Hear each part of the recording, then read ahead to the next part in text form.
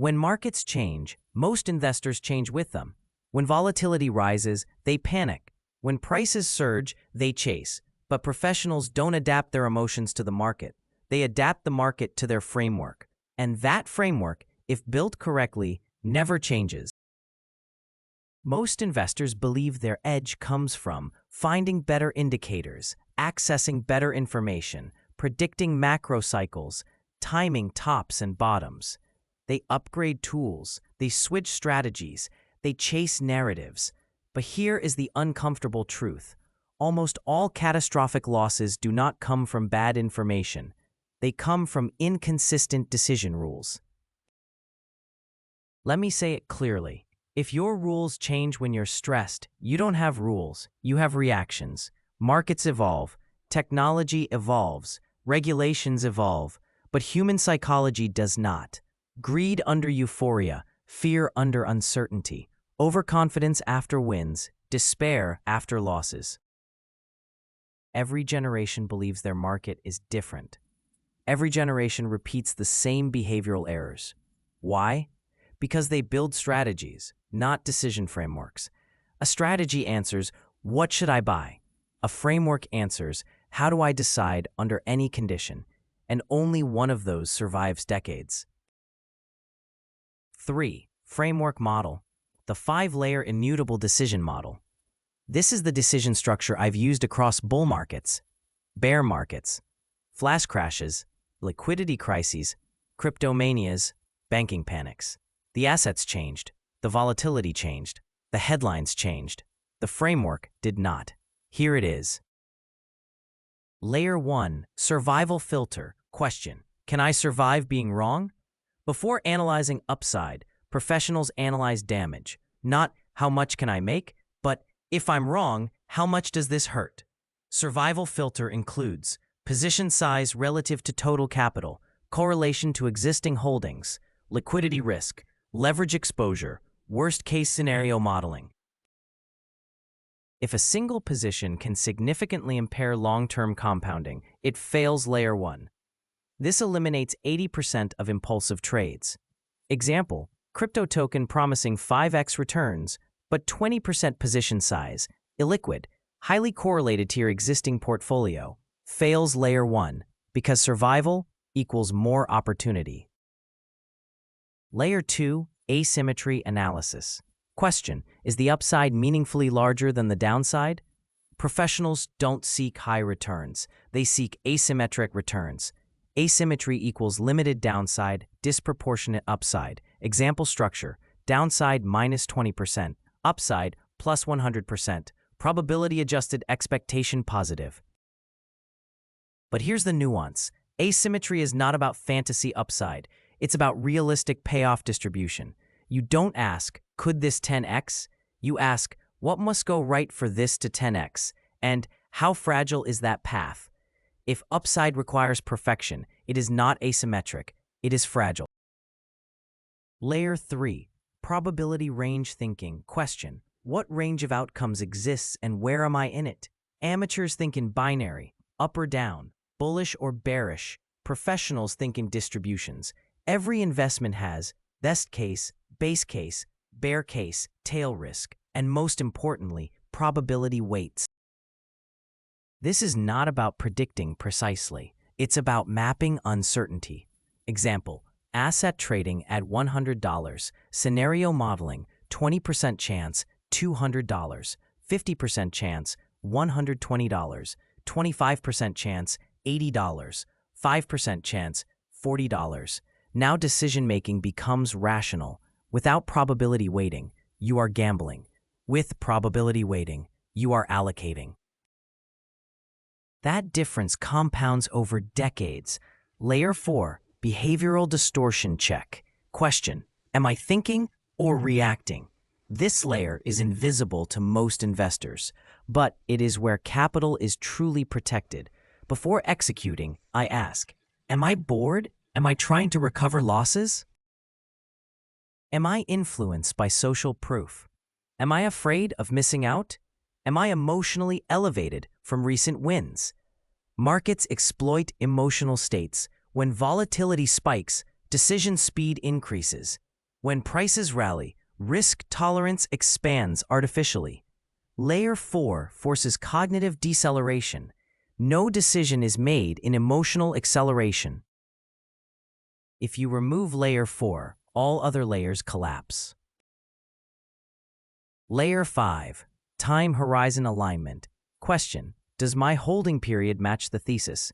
This destroys most portfolios quietly. Investors buy long-term ideas with short-term emotional tolerance.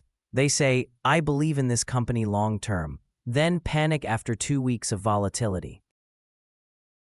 If your thesis requires 3 years to unfold, but your emotional capacity is 3 months, you have a mismatch.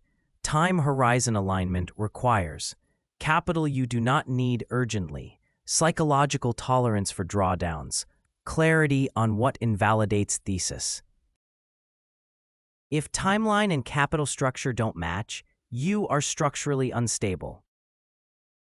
4. How the model works in practice. Imagine a high-growth technology company. It appears undervalued after a 40% drawdown. Exciting narrative, strong community, analysts divided. Here's how the framework applies. Layer 1, survival. Position limited to 5%. No leverage. Liquid market. Pass. Layer 2, asymmetry. If earnings normalize, 2x potential. If growth stalls, 20% downside. Reasonable asymmetry. Conditional pass. Layer 3, probability. High uncertainty. Base case modest recovery. Low probability of extreme outcome. Adjust expected value. Size accordingly. Layer 4, behavioral check. Recent market rally triggered FOMO? Are you late to the move? If emotional arousal detected, delay 48 hours. Layer 5, time horizon. Thesis 24 to 36 months. Capital locked. Comfortable with volatility. Decision executed. Notice, the asset mattered less than the process. This is the core truth. The framework is the edge, not the forecast. V. Silent pause, the space between impulse and action. Pause here. Imagine if every financial decision you made was filtered through 5 invariant questions. How many losses would never have occurred? How many emotional trades would never exist? How many sleepless nights would disappear? Professionals do not eliminate uncertainty.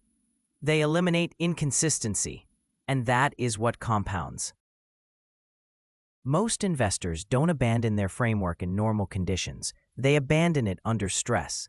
And stress in markets comes in only 3 forms: rapid loss, rapid gain, social pressure. Notice something important. Framework failure is not caused by complexity. It is caused by emotional acceleration. Let's examine each failure mode.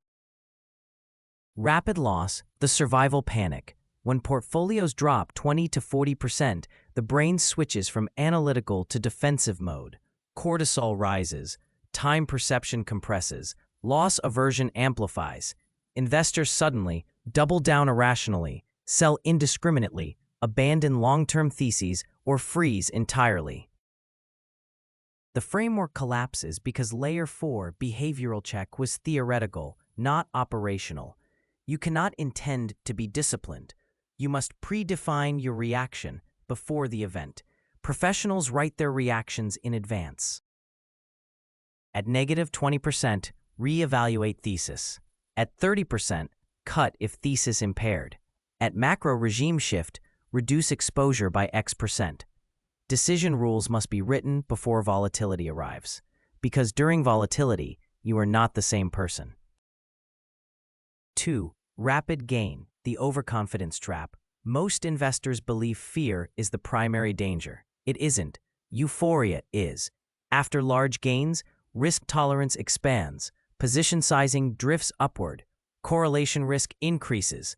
Framework filters loosen. You justify, this time is different. The dangerous part? You feel rational. Euphoria mimics clarity. This is where the framework must become stricter, not looser. Professionals reduce size into strength. Amateurs increase size into strength. Why? Because the framework never changes. When probability shifts unfavorably due to price extension, asymmetry deteriorates. Even if narrative improves, the decision structure does not bend to emotion.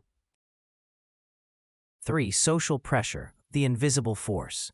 Markets are social organisms. Price movement creates consensus. Consensus creates pressure. You feel embarrassed being early, ashamed being late, isolated holding unpopular views.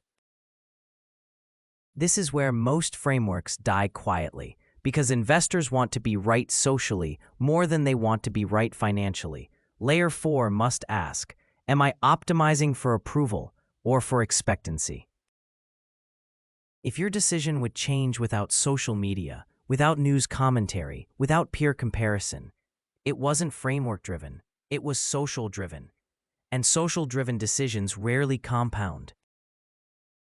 A framework is not proven during stability. It is proven during extremes. Here is how you stress test your system. Test 1. The 50% drawdown simulation. Ask yourself, if your portfolio dropped 50% tomorrow, would you know exactly what to do? Or would you search for new information? If the answer is the second one, your framework is incomplete. Professionals know in advance what reduces exposure, what adds exposure, what does nothing. If volatility changes your rules, you never had rules. Test 2. The 3x rally scenario. If an asset triples quickly, do you automatically trim? Do you increase? Do you rebalance? If your answer is, it depends how I feel, layer 4 is missing structure. Framework discipline means predefined behavior for upside distortion, because parabolic moves distort asymmetry, and asymmetry is mathematical, not emotional. Test 3. The time compression test. If price stays flat for 18 months, does boredom push you to act? Do you abandon your thesis? Boredom destroys more portfolios than crashes. Investors mistake inactivity for inefficiency, but compounding requires time. A stable framework prevents boredom-driven decisions. Test 4. The Raheem Shift test. If macro conditions change, interest rates spike, liquidity contracts, correlation structures shift, does your framework adapt logically or do you scramble? Remember, the framework does not predict regimes, it defines behavior under them. This is a subtle but powerful difference. 8. The irreversible insight. You are not paid for being right. You are paid for being consistent. This is the insight that changes everything. Markets do not reward intelligence. They reward repeatable process. You can be wrong many times and still compound, but you cannot be inconsistent and survive. Let's clarify something critical. Even a mediocre strategy with strict consistency outperforms a brilliant strategy applied inconsistently. Why? Because variance compounds. Inconsistent sizing, inconsistent reaction, inconsistent holding periods, inconsistent thesis discipline. These create hidden volatility in decision quality, and hidden volatility destroys capital. Professionals minimize volatility in decision-making, not volatility in price. You cannot control markets, but you can control position sizing discipline, emotional gating, probability calibration, time alignment. That control is enough. And once you understand this, you stop chasing better predictions. You start refining process stability. This shift is irreversible, After this realization, you will never evaluate opportunities the same way again. You will not ask, is this a good trade? You will ask, does this fit my invariant structure? That question changes everything. Let's summarize the invariants.